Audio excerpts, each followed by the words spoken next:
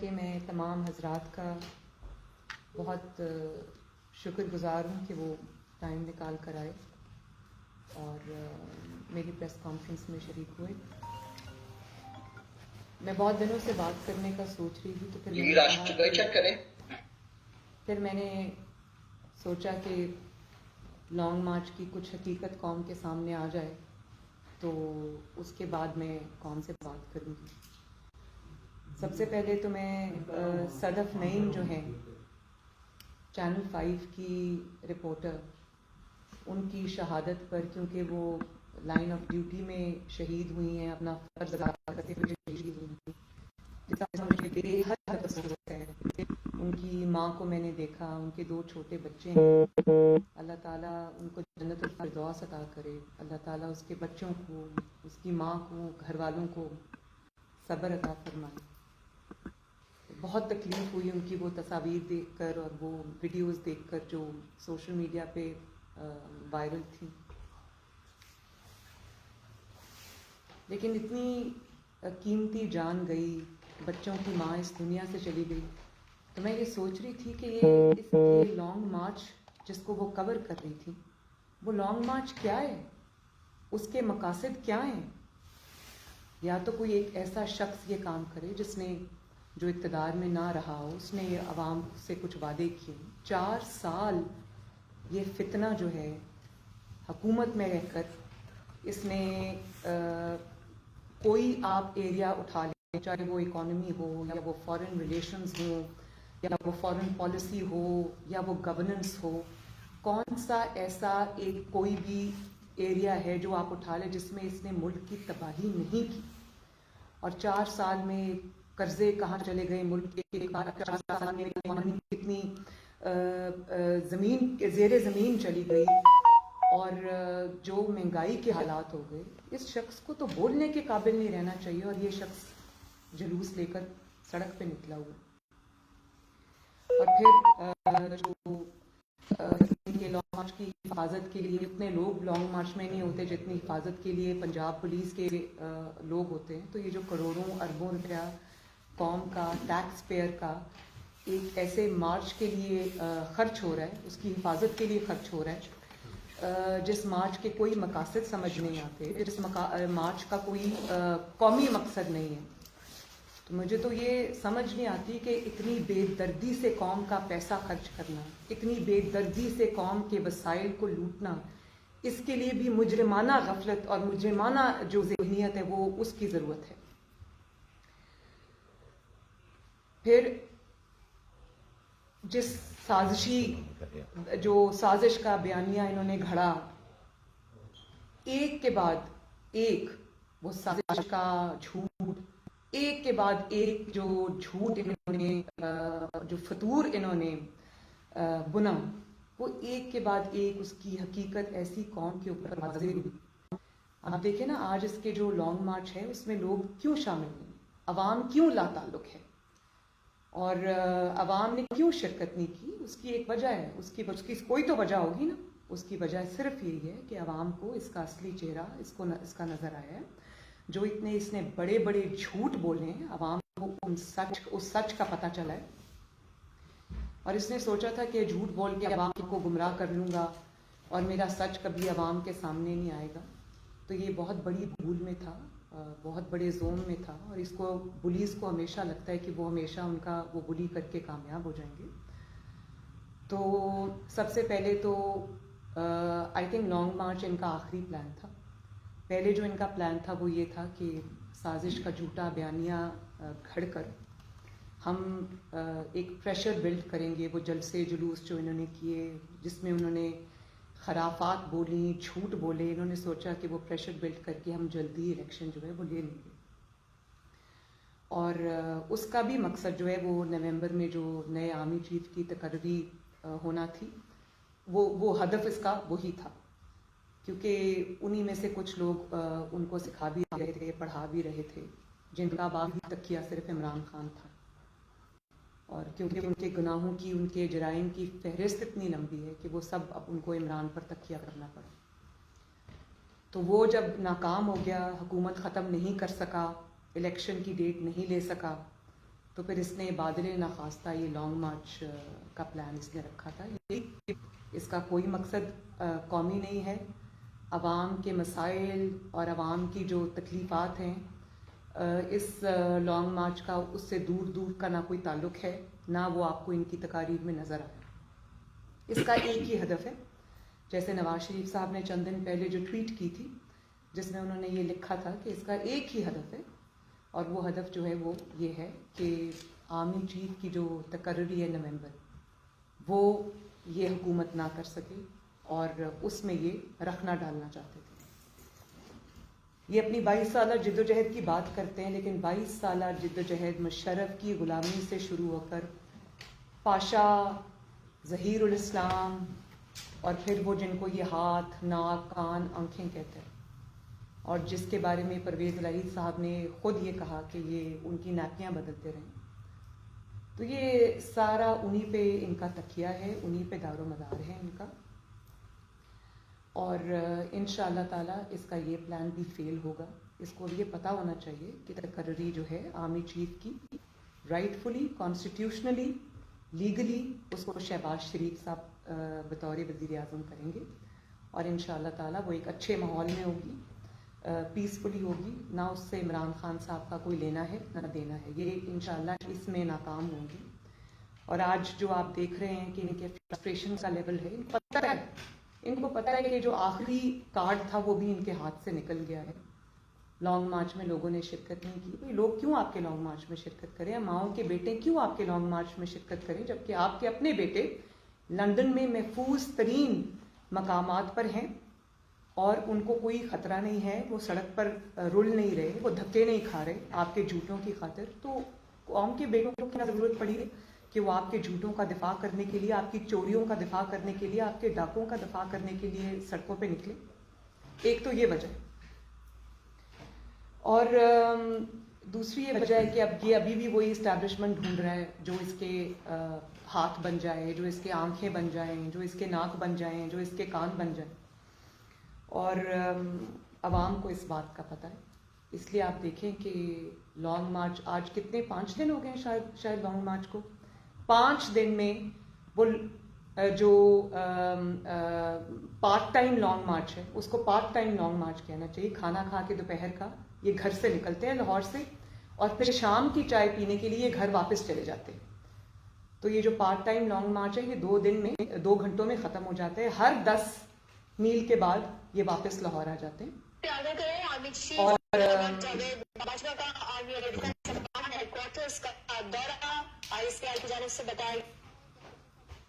اس کو بند کریں یار، کیا ہو گیا؟ 5 دن سے یہ جو لانگ مارچ ہے یہ لاہور میں ہی پھنسا ہوا ہے، لاہور سے باہر نہیں نکل سکا.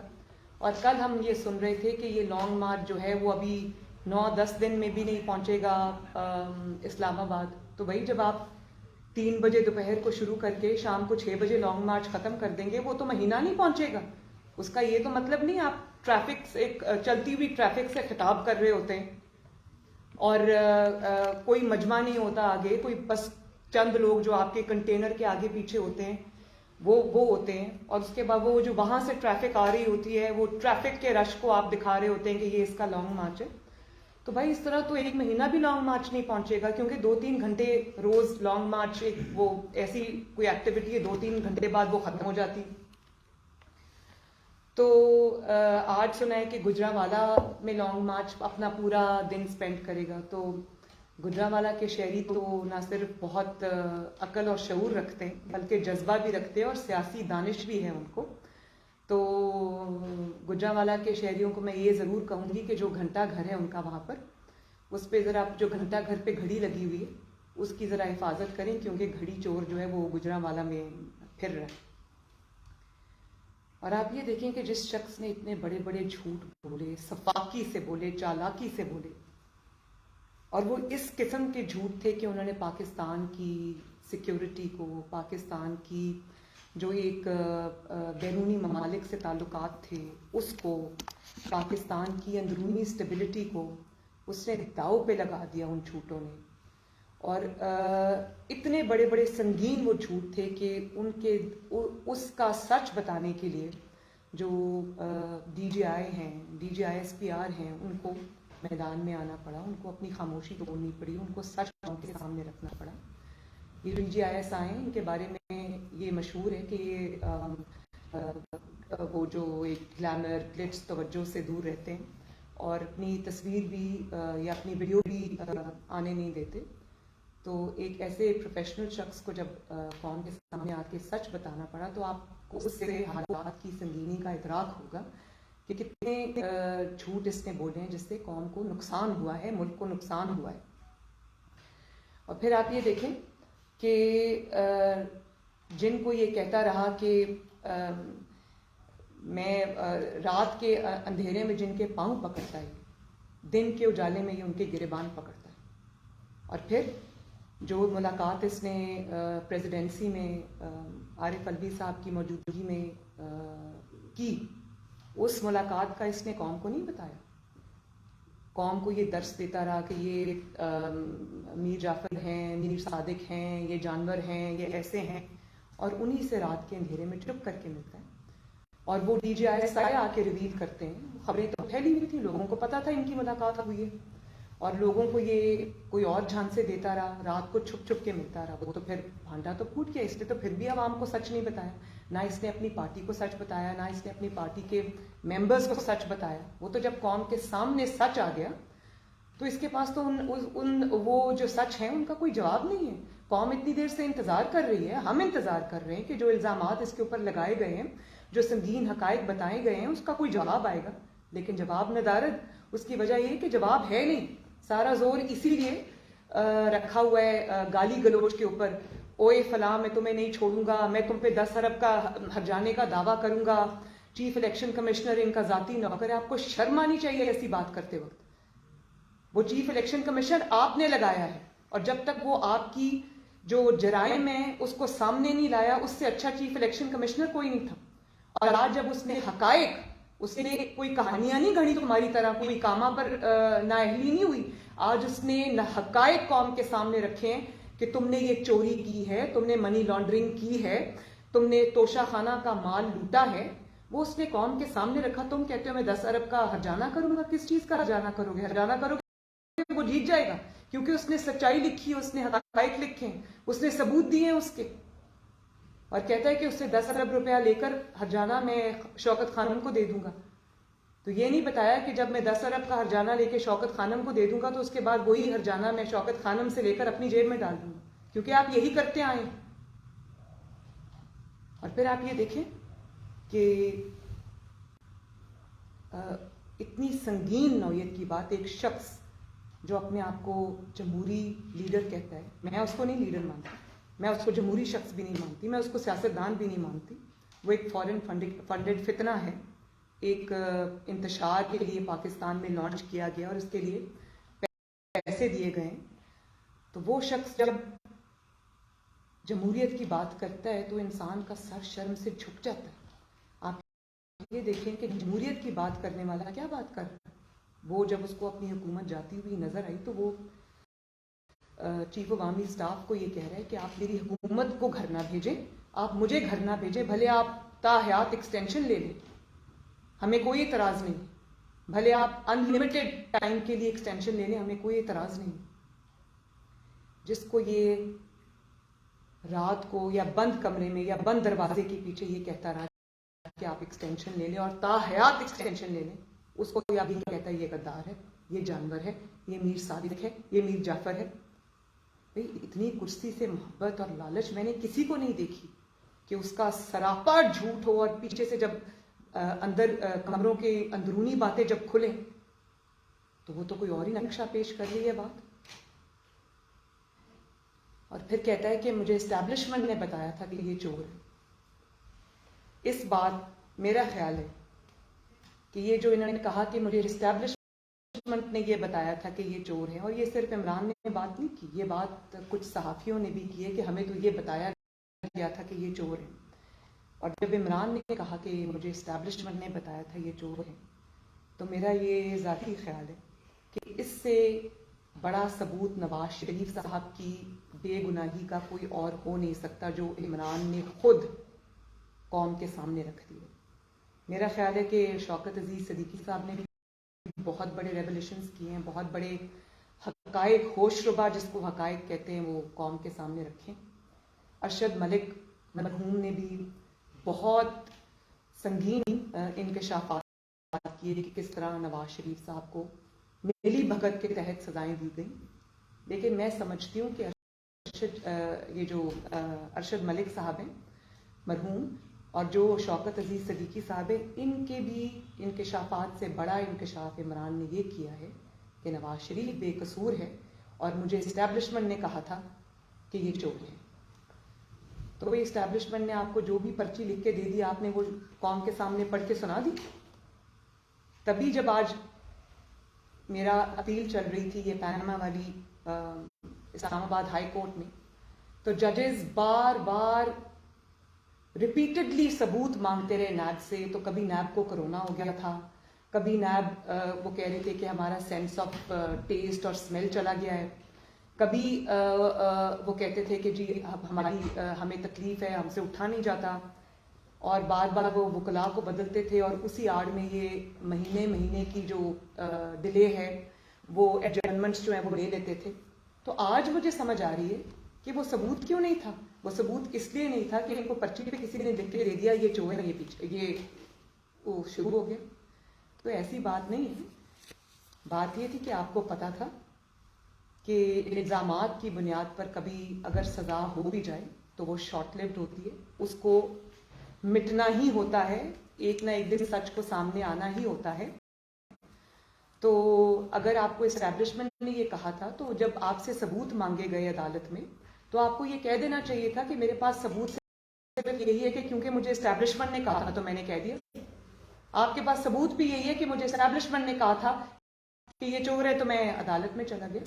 عدالت میں یہ باتیں نہیں چلتی، عدالت میں آپ کو سالڈ ایویڈنس چاہیے ہوتا ہے، پروف چاہیے ہوتا ہے، آپ کو جو ارریفیوٹیبل ایویڈنس چاہیے ہوتا ہے۔ اسی لیے کوئی بنایا گیا مقدمہ عدالت میں ٹک نہیں سکا ایک پیج کے باوجود۔ تو ایسی بھی بات نہیں ہے کہ آپ کو اسٹیبلشمنٹ نے کہہ دیا کہ یہ چور ہے اور آپ نے چپ کر کے مان لیا۔ آپ کو پتا تھا کہ آپ جھوٹ بول رہے ہیں، آپ کو پتا تھا کہ آپ بہتان بازی کر رہے ہیں، آپ کو پتا تھا کہ آپ ایک ایسے شخص پہ جس نے کچھ نہیں کیا، کوئی چوری نہیں کی، کوئی کچھ نہیں کیا، آپ اس کے خلاف سازش رچا رہے۔ اس سازش کا سب سے بڑا مہرہ آپ تھے، کیونکہ بشیر میمن کو اسٹیبلشمنٹ نے بلا کے اپنے آفس میں، پرائم منسٹرز آفس میں نہیں کہا کہ آپ میرے مخالفین کو پکڑ لو، اور جو چیئرمین نیب تھے اس وقت کے، ان کو ان کی ویڈیو دکھا کر بلیک میل نہیں کیا اسٹیبلشمنٹ نے، آپ نے کیا، کیونکہ آپ کو پتا تھا کہ آپ کا جو اپوننٹ ہے وہ بے قصور ہے۔ آپ نے اس کو چور ثابت کرنے کے لیے آپ کو اور قسم کے ہتھ کنڈوں کی ضرورت ہے، جس میں کسی کو کسی کی ویڈیو دکھانا۔ وہ طیبہ گل کو آپ نے رکھا پرائم منسٹر ہاؤس میں 1 مہینہ، اسٹیبلشمنٹ نے نہیں رکھا۔ اور پھر دیکھیں بات یہ ہے کہ آپ ہی کے سامنے شوکت عزیز صدیقی صاحب نے انکشافات کیے، آپ ہی کے سامنے ارشد ملک نے انکشافات کیے۔ آپ میں تب بھی اتنی اخلاقی جرت نہیں تھی کہ قوم سے آ کے معافی مانگتے، نواز شریف سے آپ آ کے معافی مانگتے؟ آج اس کے جب آپ کی بنائے ہوئے جھوٹے کیسز جب زمین بوس ہو رہے ہیں تو آپ کہتے ہیں آپ کو شرم نہیں آتی ہے بات کرتے ہیں؟ کون سا این آر او نہیں مل رہا نواز شریف کو، آپ کے جھوٹوں کی کلئی کھل رہی ہے، آپ کی سازشوں کا جو تانا بانا، جو جال آپ نے بنا تھا وہ اپنی انجام کو پہنچ رہا ہے۔ آپ کا وقت ختم ہو چکا ہے، اور یہ سچ اب قوم کے سامنے آئیں گے، اور ابھی تو ٹپ آف دی آئس برگ ہے، ابھی بہت مزید سچ جو ہے وہ قوم کے سامنے آئیں گے۔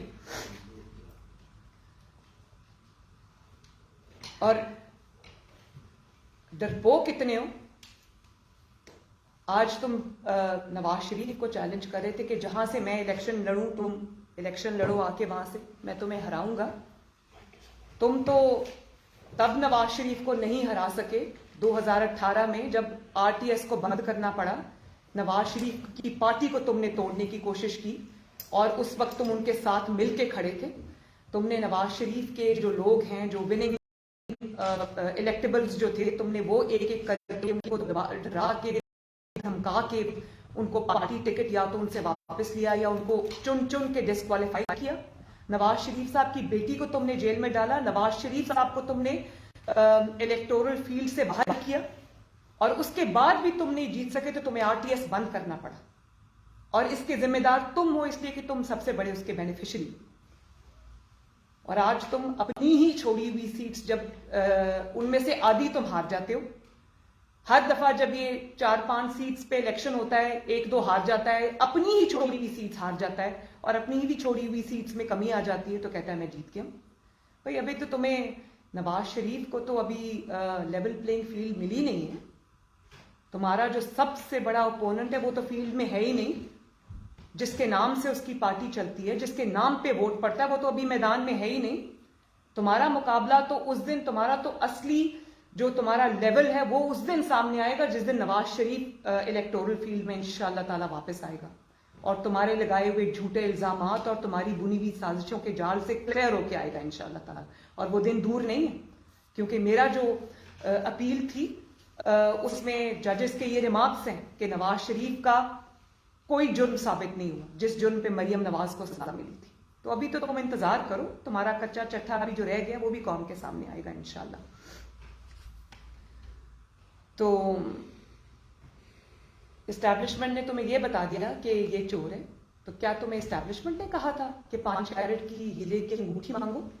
تمہیں اسٹیبلشمنٹ نے کہا تھا کہ توشہ خانہ کے سارے گفٹس جو ہیں وہ تم, اس میں ہیروں کے سیٹس بھی تھے, اس میں گھڑیاں بھی تھیں, وہ سارے تم گھر لے جاؤ اور ان کو جا کے خفیہ بیچ دو, اور اس کے بعد وہی جو اس کی جو پیسے تمہیں آئے وہ تم ڈکلیئر بھی نہ کرو, اس کے بارے میں تم جھوٹ بولو. یہ بھی تمہیں اسٹیبلشمنٹ نے کہا تھا.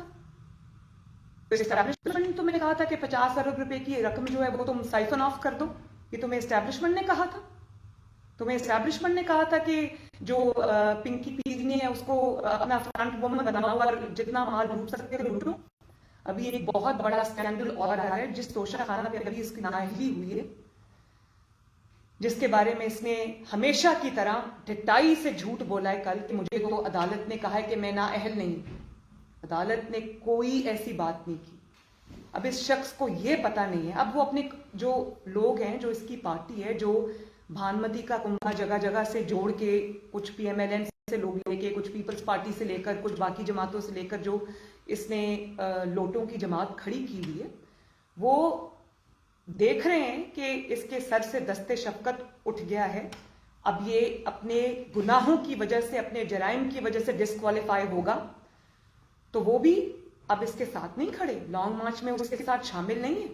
یہ ان کو تسلی دے رہا تھا کل جھوٹی کہ میں ڈسکوالیفائی نہیں ہوا, جھوٹ بول رہا تھا. عدالت نے ایسی کوئی بات نہیں کی, عدالت کو اس جھوٹ کا نوٹس لینا چاہیے. تو ابھی تو جس توشہ خانہ کے جس کیس میں اس کو سزا ہوئی ہے, ڈسکوالیفائی ہوا ہے, یہ ابھی تو یہ ٹپ آف دی آئس برگ ہے. ابھی تو قوم کو یہ پتا چلے گا کہ جو ڈائمنڈ کی جولری بنانے والی سب سے بڑی اور سب سے مہنگی دنیا کی ایک جولرز ہیں جن کو گراف کہتے ہیں, وہ گراف کا کوئی سیٹ ان کو توشہ خانہ میں ملا تھا, جس کی جو اس نے 2 کروڑ روپے دے کے توشہ خانہ سے لیا, اور 22 کروڑ میں اس نے دبئی میں وہ سیٹ بیچا. ابھی تک اس کو ملا کے اس کی حقیقت ابھی قوم کے سامنے آئے گی. یہ تقریباً 50 کروڑ تک کا ابھی تک اس نے جو توشہ خانہ, جو بیت المال جس کو کہتے ہیں, جو قوم کی امانت ہے, وہاں سے یہ چوری کر کے تو یہ بیچ چکا ہے. اس کا کوئی حساب کتاب قوم کے سامنے نہیں ہے, اس کا کوئی جو اس نے اس کو ڈکلیئر نہیں کیا, کچھ نہیں کیا. اور اب آپ جب اس کی انویسٹیگیشن اب ہو رہی ہے تو جو انکشافات سامنے آئیں گے اس سے قوم دنگ رہ جائے گی. اور ابھی جو اس کا فارن فنڈنگ کیس ہے, جس کو انہوں نے منی لانڈرنگ کیس کہنا شروع کر دیا ہے FIA نے, تو جس نے آپ یہ دیکھیں کہ یہ اس کے اوپر ہر وہ الزام ثابت ہوا ہے, اس کے خود کے اوپر جو اس نے کبھی دوسروں پہ لگایا تھا, کسی اور کے اوپر منی لانڈرنگ ثابت نہیں ہوئی. یہ آپ دیکھیں, یہ چند دنوں میں ثابت شدہ منی لانڈرر بن کے قوم کے سامنے آئے گا. اس نے نہ صرف منی لانڈرنگ کی بلکہ اس کو چھپایا, مس ڈیکلریشنز کی. اور آپ اس کی جرت دیکھیں، تقریروں میں یہ کہتا ہے کہ مطلب کوئی جمہوری فساد بھی نہیں رکھا، تقریروں میں ان کو کہتا ہے کہ ہم تو اس لیے چھپ چھپ کے مل رہے تھے، اس کے پارٹی کے لوگ یہ کہتے ہیں، شاہ محمود قریشی صاحب نے یہ بات کی، اسد عمر صاحب نے یہ بات کی کہ ہم تو جلدی الیکشن چاہتے تھے تو ہم تو اسٹیبلشمنٹ سے اس لیے مل رہے تھے. تو بھائی آپ کو جلدی الیکشن، آپ کی تو اے بی سی سیاست کی غلط ہے، آپ کی تو بیسک فاؤنڈیشن جو بنی ہوئی ہے وہی غلط ہے سیاست کی. آپ کس سے مانگ رہے؟ اسٹیبلشمنٹ سے الیکشن مانگ رہے؟ الیکشن کرانا یا نہ کرانا اسٹیبلشمنٹ کا کام ہے. آپ کو یہ بات کرتے ہوئے بھی شرم آنی چاہیے. اپنا کوئی آپ نے جمہوری فساد ہی رکھ لیا ہوتا، آپ نے کوئی نقاب ہی اوڑھ لیا ہوتا کہ انسان کو سمجھ تو آتی آپ کیا رہے ہیں.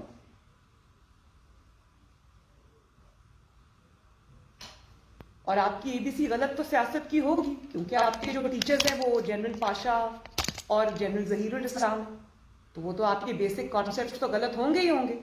آپ جو اسٹیبلشمنٹ ہے اس سے الیکشن مانگ رہے ہیں. جب آپ ایسے استاد رکھیں گے ہاتھ، ناک اور کان جیسے اور ہاتھوں جیسے، تو پھر آپ کو یہی تعلیم ملے گی. پاکستان کی جو جمہوری زندگی ہے، پاکستان کی جو سیاسی زندگی ہے، اس میں کم و بیشتر میرا خیال ہے بہت سارے، بلکہ ہر سیاسی جماعت نے کسی نہ کسی موقع پر اداروں پر تنقید بھی کی ہے، اور جو انگلیاں ہیں وہ بھی اٹھی ہیں، مگر اس تنقید کا مقصد بھی کچھ فرق ہے. وہ قوم کے سامنے ہوتا ہے، وہ کسی اصلاح کے لیے تھی، کسی ایشو پہ بیس تھی، کسی غلطی کا احساس دلانے کے لیے تھی، کسی جمہوری اصول کے تحت تھی. اس کی جو تنقید ہے اسٹیبلشمنٹ کے اوپر، وہ نہ کسی نظریے کی وجہ سے ہے، نہ وہ کسی جمہوری اصول کی وجہ سے، نہ ہی وہ کسی ذاتی اصول کی وجہ سے. وہ صرف اس لیے ہے کہ اللہ کا واسطہ ہے میرے سر پہ دوبارہ سے دست شفقت رکھو، میری بیساکھیاں بن جاؤ، میرے ہاتھ ناک اور آنکھیں بن جاؤ، اور ورنہ میں گالی گلوچ کروں گا، ورنہ میں میر جعفر کہوں گا، میں میر صادق کہوں گا، میں جانور کہوں گا. دیکھیں، تنقید کا بھی نا کوئی معیار ہونا چاہیے، تنقید کا بھی کوئی سٹینڈرڈ ہونا چاہیے.